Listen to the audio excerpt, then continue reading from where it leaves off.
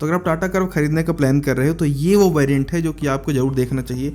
अब मैं ऐसा क्यों बोल रहा हूँ, देखो ये जो वेरिएंट है ना, ये एक मिड वेरिएंट है, क्रिएटिव प्लस एस वेरिएंट है। इसकी प्राइस अगर आप देखोगे तो टॉप मॉडल से काफ़ी कम है, और बेस मॉडल के कंपैरिजन में या जो बेस के ऊपर वाले वेरिएंट होते हैं उसके कंपैरिजन में बहुत ज़्यादा भी नहीं है। बट फीचर्स में आप देखोगे तो टॉप मॉडल वाले इसमें फीचर्स मिलता है। इवन अगर आप इसको एक्सटीरियर से देखोगे तो टॉप मॉडल और इस वेरिएंट में डिफ्रेंशिएट ही नहीं कर पाओगे, क्योंकि सब कुछ भाई बाहर से सेम ही लगता है। लेकिन आपको बताऊं, अंदर ना बहुत सारी चीज़ें आपको समझ आए कि हाँ भैया ये टॉप मॉडल नहीं है। तो पूरा डिटेल में इस वेरिएंट को मैं कवर करने वाला हूं, तो ये वीडियो आप एंड तक जरूर देखना। पहले एक्सटीरियर की बात कर लेते हैं। तो देखो जो एक्सटीरियर है ना वो कम्प्लीटली टॉप मॉडल वाला ही है।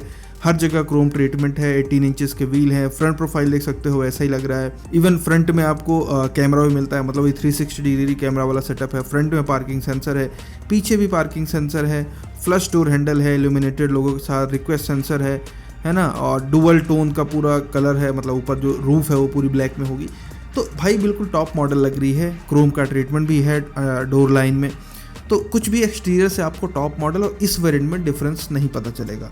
तो एक्सटीरियर में तो बिल्कुल ये टॉप मॉडल है। मेन जो डिफरेंसेस हैं या मेन चीज़ें जो हमें देखनी है इस वेरिएंट में वो अंदर है। हाँ, अंदर देखने से पहले मैं आपको बता दूं इसकी जो एक्स शोरूम प्राइसिंग है ना पेट्रोल में, जो कि नेक्सॉन वाला पेट्रोल है, अभी रेवोट्रॉन टर्बो पेट्रोल, वो है 13.7 लाख। ये एक्स शोरूम प्राइसिंग है। अगर आप ऑन रोड पे जाओगे तो ये आराम से आपको 16 लाख रुपए से कम में मिल जाएगा, 15,80,000 ऐसा कुछ जाएगा ऑन रोड।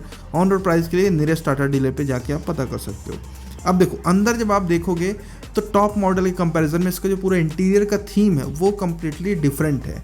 इसमें जो डैशबोर्ड में जो थीम है या फिर जो सीट के कलर्स हैं, है ना, इवन डोर पैडिंग जो है वो पूरी ब्लू कलर में है। ये स्काई ब्लू या लाइट ब्लू आप कह सकते हो, तो जो कि टॉप मॉडल से बहुत अलग है।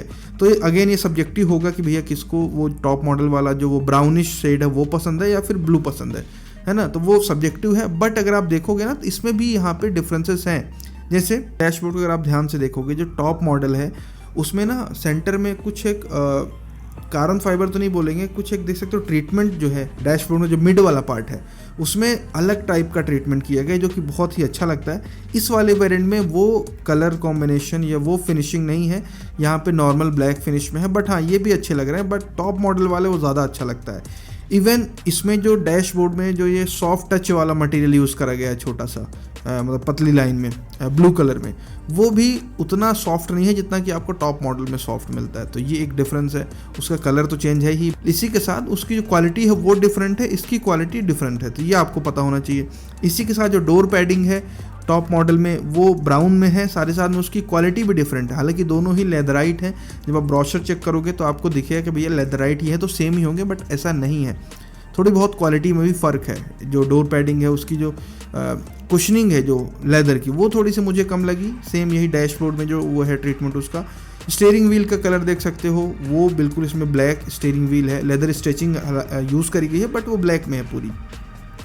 तो ये एक चीज़ हो गई। अब अगर आप सीट को भी देखोगे तो टॉप मॉडल में आपको लेदराइट सीट्स मिलती हैं, लेकिन यहाँ पे फैब्रिक वाली सीट है।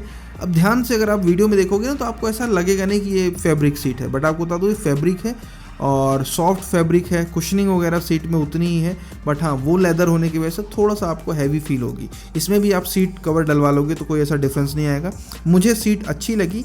मेन जो डिफरेंसेस जो ये जहाँ पे आर्म रेस्ट है वो वाला कंसोल आप चेक करो तो उसमें वायरलेस चार्जिंग आता है, लेकिन इसमें वायरलेस चार्जिंग नहीं है। यहाँ पे एक स्लाइडिंग कप होल्डर दिया गया है जिसको आप स्लाइड करके बंद भी कर सकते हो। ये मुझे ज़्यादा प्रैक्टिकल लगा, क्योंकि भैया जब आप टॉप मॉडल लोगे ना उसमें सेंटर में वायरलेस चार्जिंग है, तो आपको कप रखने की या बॉटल रखने की जगह मिलेगी ही नहीं। आपको मतलब अगर कॉफ़ी पी रहे हो या ना तो आपको हाथ में ही रख के पीना पड़ेगा। कोई रखने की ऐसी जगह है नहीं। बॉटल तो आप चलो डोर में रख दोगे, बट कप होल्डर होने चाहिए थे, जो कि सेंटर कंसोल में नहीं है। उसको ज़्यादा प्रीमियम, हालांकि वो ज़्यादा प्रीमियम लग रहा है क्योंकि वायरलेस चार्जिंग है, बट कन्वीनियंट नहीं है। तो आपको ये पता होना चाहिए।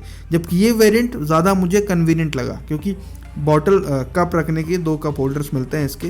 पूरा जो सेंटर कंसोल है उसमें फ्रंट में आर्मरेस्ट है, उसमें भी ये फैब्रिक है, जबकि टॉप मॉडल में आपको लेदराइट मिलता है। तो ये एक डिफरेंस है। बट ये फैब्रिक और लेदर का ये मुझे नहीं लगता कि कोई बहुत बड़ा डिसाइडिंग फैक्टर है। ये वेरिएंट में भी आपका काम चल जाएगा, क्योंकि आप लेदर का जो सीट कवर है वो बाहर 10-12 हज़ार रुपये का बड़े ही आराम से बहुत अच्छी क्वालिटी का डलवा सकते हो। बाकी पीछे एसी वेंट इसमें भी मिलता है, टॉप मॉडल में जो मिलता है। पीछे की सीट्स वगैरह देख सकते हो, जो हेडरेस्ट है वो एडजस्टेबल है है ना। अंदर एसी के जो कंट्रोल्स हैं वो बहुत अच्छे हैं भाई, सारे फीचर्स मिलते हैं, है ना। ऑटो एसी है टच पूरा पैनल के साथ, इलेक्ट्रिक ORVM है, 8 स्पीकर है, 4 ट्विटर 4 स्पीकर के साथ, 10.2 इंचेस का टच स्क्रीन दिया गया है, जबकि टॉप मॉडल में आपको 12 इंचेस का मिलता है। बट भाई इसमें भी आपका काम हो जाएगा, मुझे कोई बहुत ज़्यादा डिफरेंस नहीं लगा।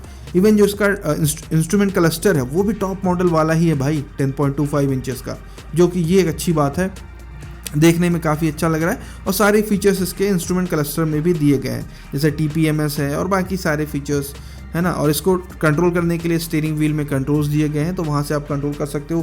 क्रूज कंट्रोल वगैरह इस वेरिएंट में मिलता है। मेन जो टॉप मॉडल में कह सकते हो कि जो एड ऑन है बिल्कुल टॉप एंड वेरिएंट में, कि उसमें चलो एडास मिलता है, तो एडास वालों के लिए वो एक अलग वेरिएंट है। बट अगर आप एक बजट में ऐसा वेरिएंट देख रहे हो जिसमें भाई सारे फीचर्स आपको मिल जाएँ, तो ये वही वेरिएंट है।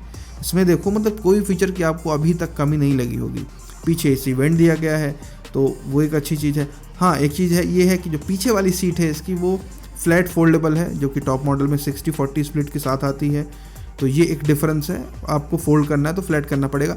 बट मेरे हिसाब से भाई 500 लीटर का बूट स्पेस मिलता है, तो आपको बहुत ही रेयर होगा कभी कि आपको सीट को फोल्ड करना पड़े, तो ये बहुत ज़्यादा डिसाइडिंग फैक्टर नहीं है।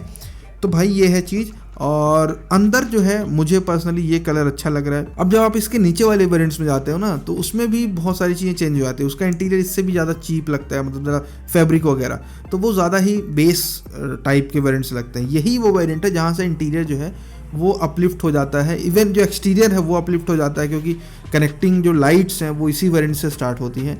इसीलिए मैं बोल रहा हूँ भाई ये बिल्कुल जो टॉप मॉडल वाला ही वेरिएंट है। बाहर पूरी कनेक्टिंग लाइट वगैरह यहीं से स्टार्ट होने वाली है, पैनोरामिक सनरूफ आता ही है, तो ये वो वेरिएंट है जो कि आप देख सकते हो। अब देखो, अगर आप इसके नीचे वाले वेरिएंट्स में जाओगे तो कुछ 1-8 लाख का डिफरेंस होगा। टॉप मॉडल इसके ऊपर वाले में जाओगे तो 1-1.25 लाख रुपए का डिफरेंस है, तो बेटर है कि वो पैसे बचाओ और ये वेरिएंट के आप एक बार जरूर देखो।